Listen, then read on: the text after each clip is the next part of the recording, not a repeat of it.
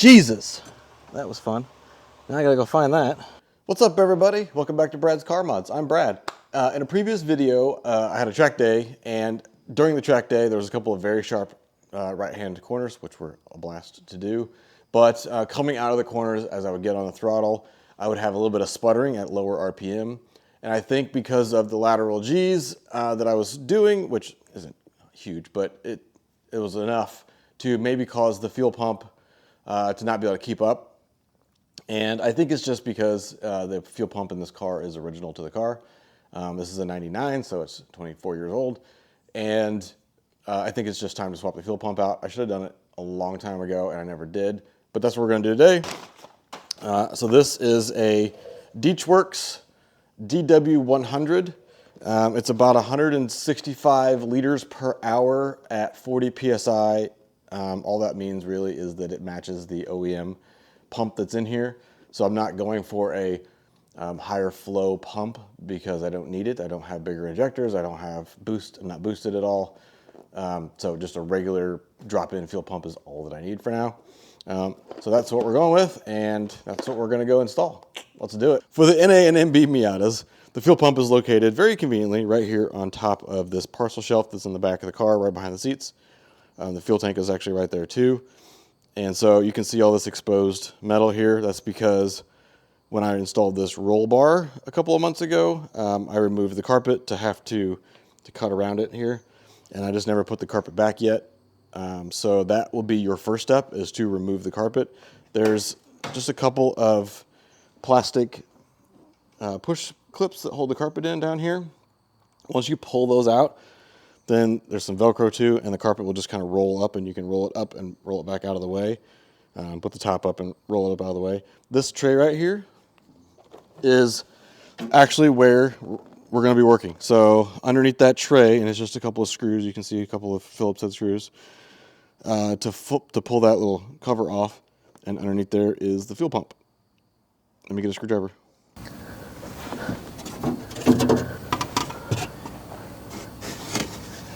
Okay, as you can see right there, this is the top of the fuel pump cage.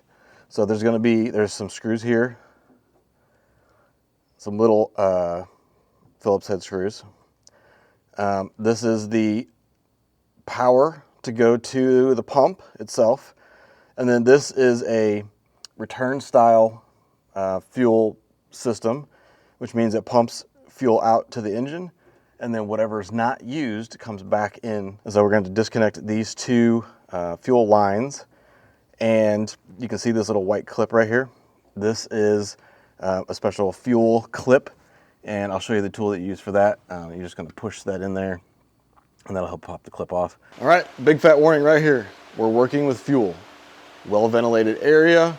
We need to depressurize the fuel lines because even after you stop the car, the fuel lines stay pressurized so that the fuel can be at the front of the car. The fuel pump's in the back of the car. And when you disconnect those fuel lines, if there's pressure in there, then obviously fuel is going to go everywhere in the car, and we don't want that. And then also electricity. We need to disconnect the battery because we don't want to spark. We don't want to, fuel flames, or I'm sorry, fuel fumes are very dangerous and cause fuel flames if you spark those fumes. So take every precaution, open up a door, well-ventilated area, put on a mask, depressurize the fuel lines, disconnect the battery. Very important steps. For an NB Miata, you can look and see the fuse boxes right here. You can see right here it says fuel injector. That's the fuse. You just have to pop this open like so. So it's the second one from the end. It's this guy right here. This will, once we pull that, now the fuel injectors will not inject fuel. Okay, so now that we've removed the fuel injector fuse, what we have to do is try to start the car. And the car may run for a second, but it won't actually start because it's not going to have fuel, or the injectors aren't going to inject the fuel.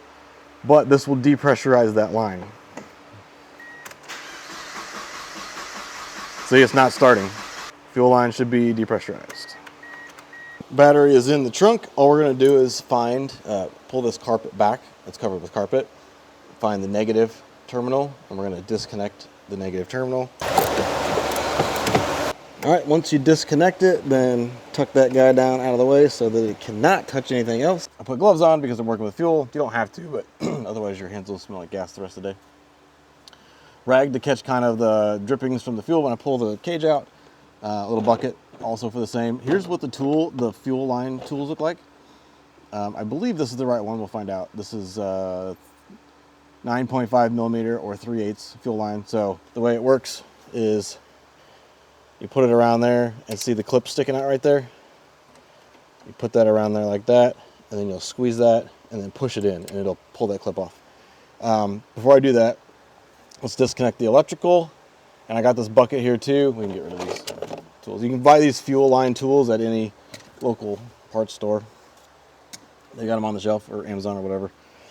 This is just a typical little clip. Pull that guy off. Tuck him over out the way. All right, I went and grabbed a little magnetic tray. Make it easy to catch those screws when you take them out. That way they don't roll all over the place and go down in the depths of the car. Whoa! 1, 2, 3, 4, 5, 6, 7, 8. I only got 7 of them. Let's get the 8th one. All right, there's 8 screws that hold this on. And then lastly, right here, there is a very tiny 7 millimeter nut that's a little bracket that holds that on. So we gotta take that off. There's a little plastic clip in there. If you want to pinch that, you can pull that guy off just like that. I'm gonna get a paper towel to shove it in there because it's nice and thin. Fuel line is depressurized. However, there's probably going to be just a little drippage going on. That's okay. All right, like I said, you pinch it and then you can squeeze that.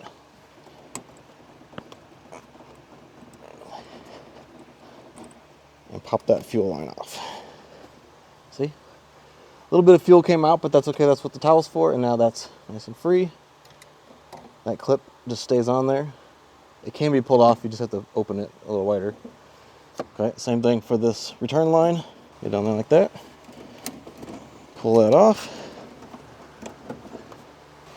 So now we can move that over out of the way, like so. I'll just keep those wrapped up in the towel. Now we get this bucket nice and close. Okay, now that that comes out, we can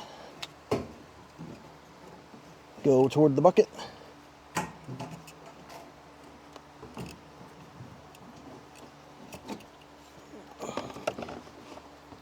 Let that fuel drain out of the filter and into the tank.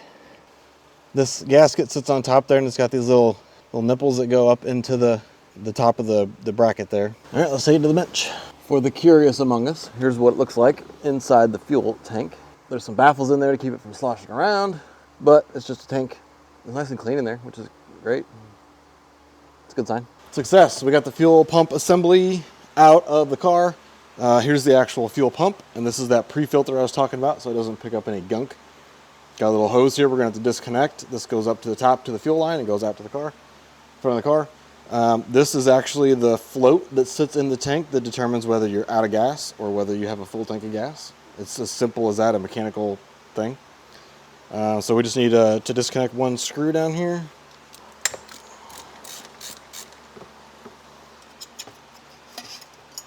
Okay, that comes off. All right, I pulled those clamps, and so now I was able to pull this off, and then we just need to disconnect the wiring. There's some little clips right there. We got to get past those. So just pushing on it like so gets the job done. You can do it with one hand if you're strong enough.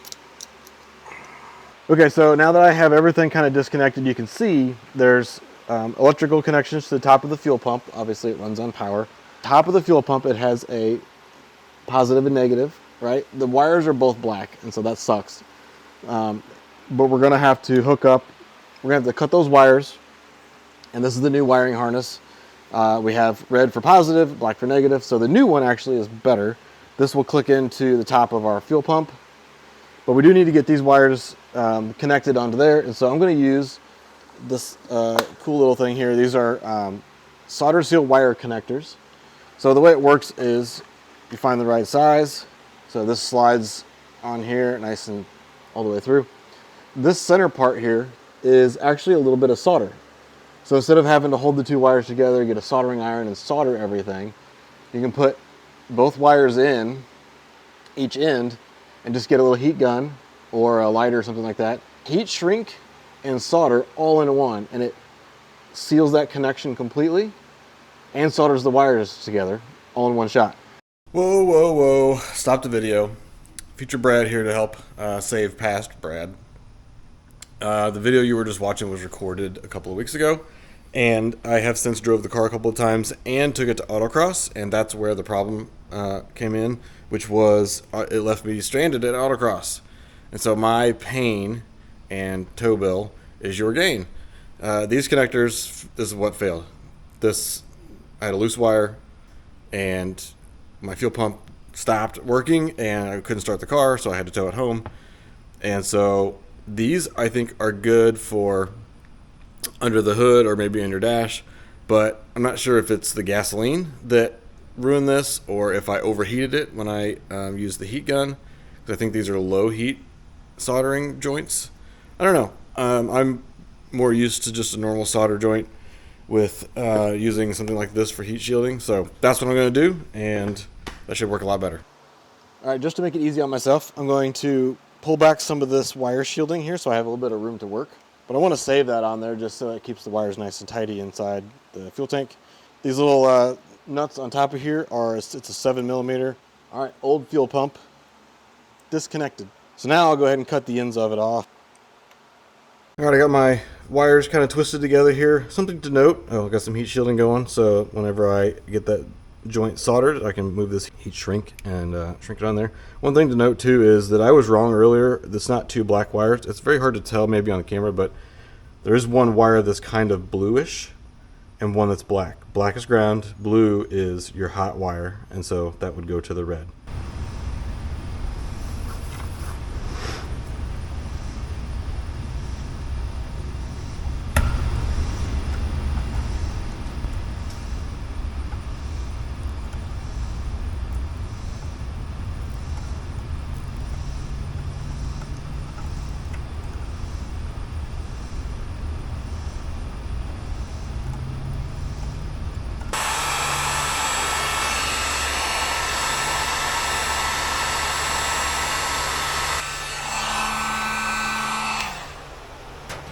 Alright, not the prettiest solder joints in the world, but that should hold way better than what I had before, so I am happy with that. Alright, I will wrap this back around the wires and then put it back on fuel pump hanger and put it back in the car. Before I put it back in, let's double check continuity. Black should have continuity with black. Okay, and it should stay like that inside the car. So the fuel pump, the new pump, needs to be, they came with a new piece of rubber that will seat on the metal bracket that was on here before. So the metal bracket was like this. It went this way. Metal bracket, I turned this thing around. So it goes that way. They give you a new bit of rubber just because it is slightly different to match the bottom of the new fuel pump. So we'll pull that off. Put the new one back on. Okay. So we'll line it up to where this little indentation goes in that little hole, and that way, and then it'll snap in there, and that way this will connect to our fuel filter. So now what we need to do is, with this fuel line they gave us needs to be cut to length. So we'll put this on up to about where it was before. Kind of line this bracket up here and get it close. And man, it's like really to the top there. Let's put it on this side. Run that all the way down. And it's like right at the top, which is fine. So we'll mark it about there.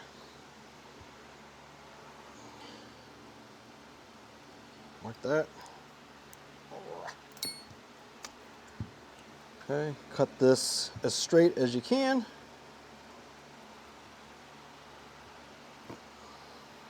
That should be all we need. So we'll go ahead and we'll put the hose clamps on the hose. It's a 6mm head. I'm just going to snug this down just a little bit, just so it stays on there.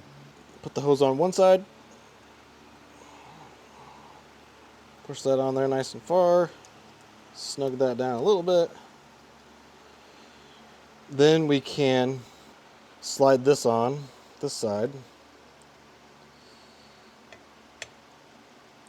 Let's turn this around. I'm really just trying to get things lined up so that it's easy to work on. I can tighten these down.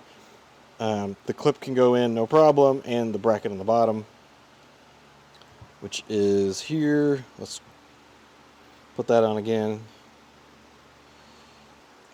All right, this clip goes on the outside like that, because there's like a little metal seat right there. There it goes. All right, bracket is on. Fuel pump is now not sitting quite on the rubber. There we go. Get that on. Okay, now everybody's lined up. Now we can tighten this down. That's not going anywhere. That's perfect. One last piece. This is our pre-filter. It sits in like this. There's the float, and the filter was stuck out this way, so yep. For those watching, kind of messed that up. That's fine. Now that that hose is connected, all you have to do is take that screw back out. For those watching, everyone's watching. For those paying attention, you're probably screaming at the screen. So the filter gets sandwiched between this plate and the rubber, so it doesn't go anywhere. Which makes sense. So we'll take that back off.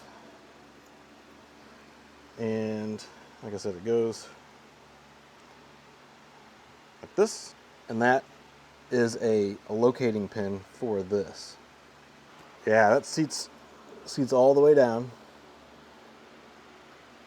and is nicely located on that little pin. And that's why that cutout is there, so that it could go around all that. And then our bracket goes on.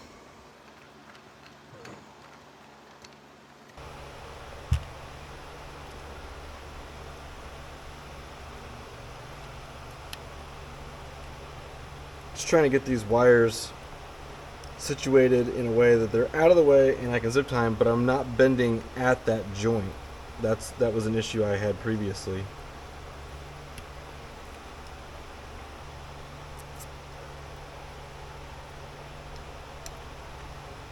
Okay, we'll check this functionality, make sure we have clearance. Snug those down so they don't move.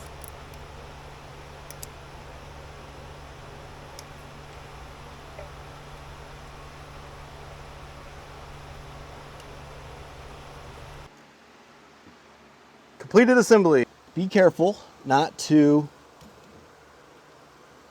knock any dirt, gunk, dust, whatever in the tank. Obviously there's filters in there for a reason, but the less mess you make with that, the better. So hold that float, put that in. All right, let's get this clip. Get one screw, just get one located, and then I'll do the opposite side just to make sure everything's lined up.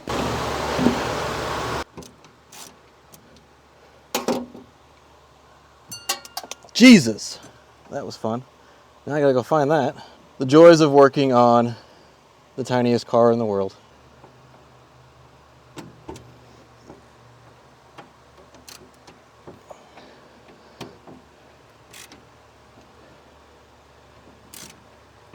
Don't over tighten, not necessary. And I gotta go fishing. It was a successful fishing trip. Caught what I was looking for. 1, 2, 3, 4, 5, 6, 7, 8. The screw bowl is empty. Nice and snug. Power connector. You can't really mess these up. One is bent for that and one is straight for that. So it's pretty straightforward, but just don't mess them up. When you go to put it back in, Make sure the little indent lines up with the clip there, like so. And then you'll have the nice click. All right, that's the completed reassembly. Make sure everything's lined up correctly and you hear the click on everything. Before we put the cover back on though, go ahead and put the battery terminal back on and reinstall the fuel injector fuse. And go ahead and try and start the car, and that way we can check for fuel leaks, make sure everything works, and then finish up. Nice and snug. So we'll put that guy right back where it goes.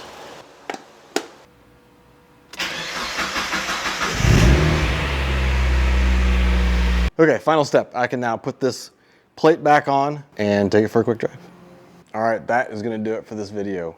Fuel pump is installed. I took it to the gas station. It ran properly. I filled it up. The fuel gauge read full. So everything is good to go. I made a few mistakes along the way, and that's okay. It's a DIY channel. You're gonna see the process of me figuring out how to do these installs. And don't make the mistakes I made with the wiring, and you'll get it right the first time. And it should take you no more than an hour probably to get it done. Took me longer just because I'm filming and I made a few mistakes along the way, but if I had to redo it, it'd be a quick process. And that's how it goes. The real test will be when I go to my next track day, which will be in a couple weeks at Putnam Park, Indiana. Again, I went there last year. Total blast. I love that road course. And make sure you hit the subscribe button so you don't miss that video. Go check out bradscarmods.com to get a shirt or a sticker. And see you next time. Thanks so much for watching. Bye. Hey, hey, hey.